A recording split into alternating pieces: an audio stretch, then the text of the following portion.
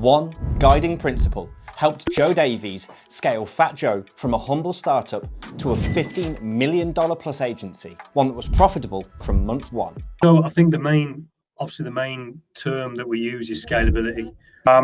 So looking at it from a point of you're not selling a service, you're selling a product.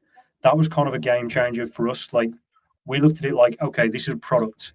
In a factory, if you're selling an iPhone, for example, they create every iPhone exactly the same way. And it's, instead of taking all like custom orders and bespoke orders and just taking any old, request off anyone, we would give people the options. So they chose the option, and whatever option they chose, it would go through a run set of processes, just like the iPhone factory, except this is like the SEO factory. So, for example, I don't know, like let's use another example, like McDonald's. When you order a Big Mac, apparently there's something like 3,000 ways you can order a Big Mac. So when you think about it like that, actually, a Big Mac, which is very, very productized, is actually very, very customizable. So we had to really think quickly of how we could get a huge workforce, but not be tied down to having like employed people all in one office. So we quickly realized we needed a decentralized approach.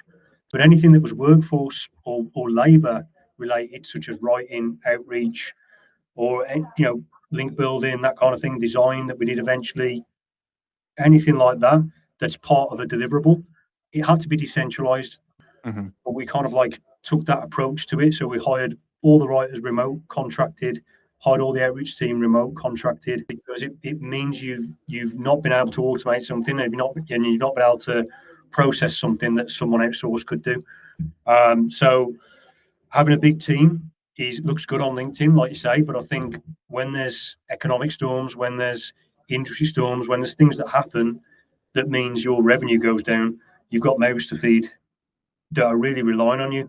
But that's because we've got a very, very clear SOP. So the SOP will be like guardrails for anyone who wants to jump into this job tomorrow. It's the unsexy core of the agency, but I think probably thinking of it both as someone that obviously directly experiences Fat Joe, but also I've seen a lot of the interviews and the talks that you've done on scaling the agency. It's really SOP, standardized operating procedure, but in this case, it's scalable operating procedure. Simplicity sells and simplicity scales.